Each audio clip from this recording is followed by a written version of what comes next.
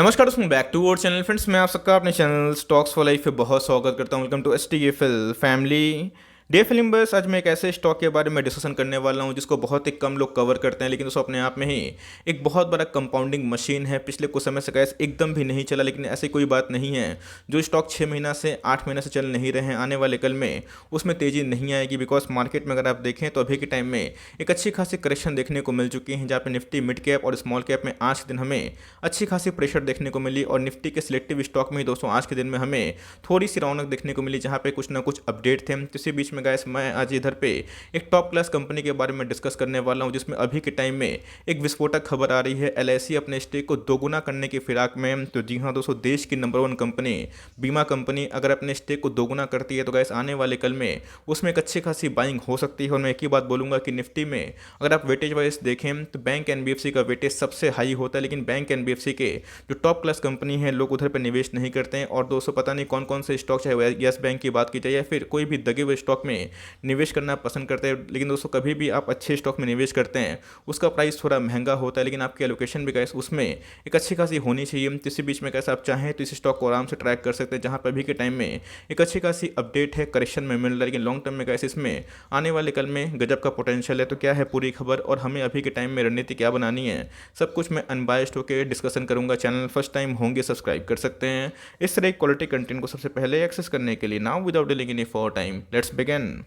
Nifty की बात की जाए तो आज हमें नाम भर का ही हरे में क्लोजिंग देखने को मिला, बट निफ्टी के बहुत ऐसे स्टॉक्स थे जो आज हमें टॉप लूजर्स कैटेगरी में देखने को मिले। तो इसी बीच में गैस एक ऐसा स्टॉक है जो अपने आप में बहुत ही स्टेबल बिजनेस मॉडल है, अपने आप में इसने अच्छे खासे पैसे बना के दी और दोस्तों बहुत ही स्ट्रॉन्ग कॉर्पोरेट गवर्नेंस इस स्टॉक में हमें देखने को मिलता है। और ऐसा दोस्तों अभी के टाइम में जब से मैंने इसको ट्रैक करना स्टार्ट किया है बहुत सालों से, इसमें कोई भी इशू दिखाई नहीं पड़ता और कांस्टेंट दोस्तों ये पैसा बनाते रहता है। दोस्तों अगर आप देखें तो आज के दिन में हमें तकरीबन 2.5-3% के आसपास तेजी देखने को मिल रही थी।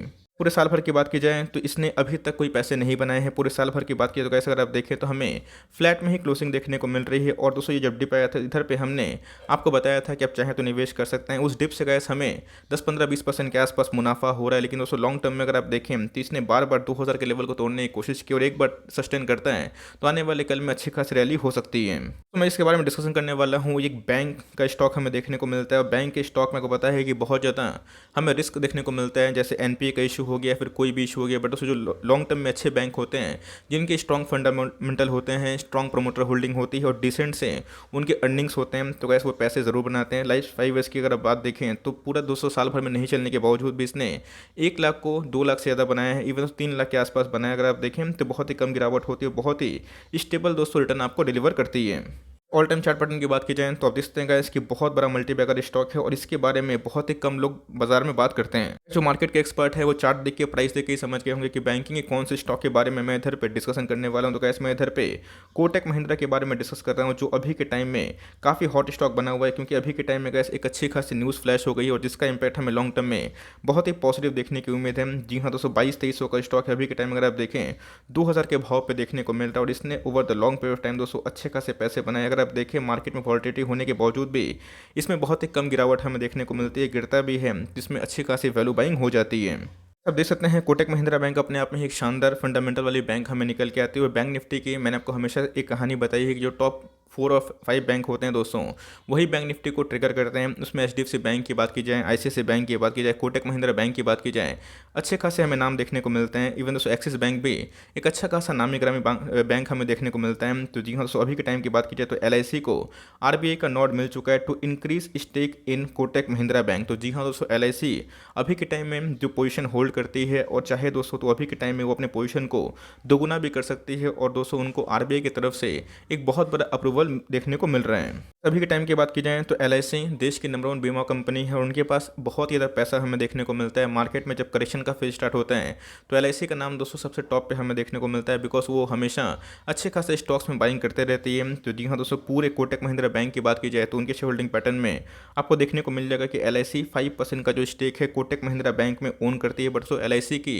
और भी मंशा है कि आने वाले कल में अपने स्टेक को बढ़ाया जाए। और दोस्तों अगर आप देखें तो इनको बहुत ही इंपॉर्टेंट एक नोड मिल चुका है, जिसकी वजह से गैस वो चाहें तो अभी के टाइम में वो अपने स्टेक को 4.96 से 10% के आसपास कर सकते हैं। मतलब गैस जो उनका अभी का स्टेक है वो चाहें तो दोगुना कर सकते हैं। तो जी हाँ दोस्तों, ये बहुत ही पॉजिटिव न्यूज़ है, जहाँ पे देश की नंबर बीमा कंपनी कोई कंपनी में अपने स्टेक को बढ़ाना चाहें तो गैस उसमें हमें दोगुना का उछाल देखने को मिल सकता है। अब डिपेंड ये करता है कि लिमिट तो बढ़ गया, लेकिन आने वाले कल में एलआईसी कैसे बाइंग कर सकती है, और इसी की न्यूज़ के इम्पैक्ट की वजह से गैस मार्केट में आज के दिन कोटक महिंद्रा बैंक में अच्छी खासी हमें उछाल देखने को मिल चुकी थी।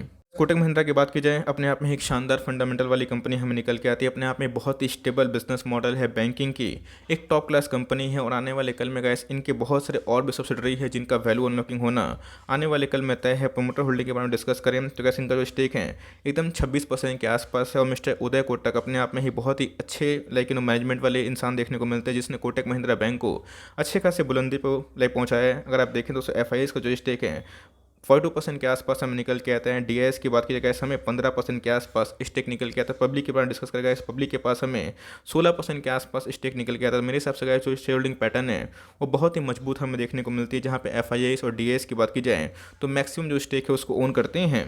यहाँ पे गैस अगर एलआईसी ऑफकोर्स अगर अपने स्टेक को बढ़ाती है जिसमें बाइंग हो सकती है, वैसा नहीं है कि एलआईसी अपने स्टेक को बढ़ाएगी तो कोई बेचेगा नहीं। ऑफकोर्स कोई बड़ा पार्टी माल सेल कर सकता है, बट दोस्तों ये जो न्यूज़ है अपने आप में बहुत ही शानदार है, बिकॉज एलआईसी कहीं पे भी निवेश करती है तो गैस उस बैंक में या फिर उस स्टॉक में गैस हमें अच्छा खासा भरोसा देखने को मिलता है, और इसकी वजह से मार्केट ने इसको बहुत ही पॉजिटिव ट्रीट किया है। मार्केट कैप की बात की जाए तो आप देख सकते हैं कि ऑलमोस्ट 4 लाख करोड़ के आसपास की मार्केट कैप है, और दोस्तों इसने मैसिव पैसे over the long period of time बना के दिए हैं। तो अगर आपको साल में दोस्तों कोई भी 20-25% के आसपास पैसे बनाने वाली कंपनी चाहिए, ये कंपनी बहुत ही हमें शानदार देखने को मिलती है। 2253 के आसपास इनके ऑल टाइम हाई दिखाई पड़ते हैं। स्टॉक अगर आप पी देखें 54 के आसपास है, जो क्वाइट दोस्तों हाई है, बिकॉज अगर आप एचडीएफसी बैंक से या फिर आईसीआईसी बैंक से कंपेयर करेंगे तो आपको काफ़ी महंगा लगेगा। लेकिन दोस्तों स्टॉक का जो आरओसी है आरओई है वो हमें ठीक ठाक देखने को मिलता है। 12% के आसपास जो कंपनी का आरओई निकल के आता है, और बैंक एनबीएफसी के दोस्तों जो आरओई होते हैं वो हमें थोड़े कम निकल के आते हैं।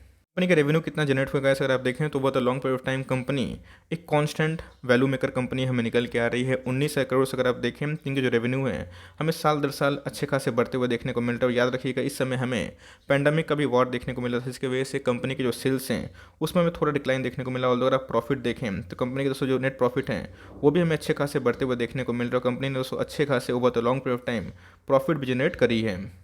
कंपनी के पास कितना रिजर्व है तो अगर आप देखेंगे इस कंपनी के पास ऑलमोस्ट 60,000 करोड़ से ऊपर का रिजर्व हमें निकल के आता है। तो मेरे हिसाब से गैस बहुत ही स्ट्रॉन्ग फंडामेंटल वाली कंपनी है। और अगर आपको कोई बैंक में टॉप क्लास में निवेश करना है तो go with HDFC bank, Kotak Mahindra bank, ICICI bank. तो जी हाँ दोस्तों, बिलो 1000 आपको मैंने बहुत बताया है कि आईसीआईसी बैंक में मुझे काफ़ी वैल्यू दिखाई पड़ती है। आप उसको छोड़ के एक्सिस बैंक में भी लॉन्ग टर्म का निवेश का प्लान कर सकते हैं। एसबीआई दोस्तों देश की नंबर 1 सरकारी बैंक है, तो वो भी एक टॉप क्लास बैंक है। बट मेरे हिसाब से अगर आप पोर्टफोलियो अच्छा बनाते हैं तो उसमें अच्छे खासे बैंक एनबीएफसी का वेटेज आपको हमेशा से थोड़ा हाई देना चाहिए।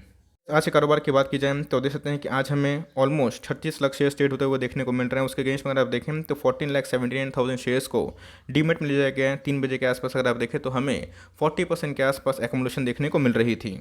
कोटक महिंद्रा बैंक की बात की जाए तो अपने आप में ही फंडामेंटली टॉप क्लास बैंक निकल के आती है। और मैंने क्या बताया कि इसके बारे में बहुत ही कम लोग बात करते हैं, बिकॉज अपने आप में ही एक हिडन जेम हमें देखने को मिलता है। तो मेरे हिसाब से गैस बहुत बार इसने 1950 के आसपास 1900 का बॉटम लगा के फिर से रिकवरी देने की कोशिश की है। तो गैस इन दोनों लेवल पे आता है।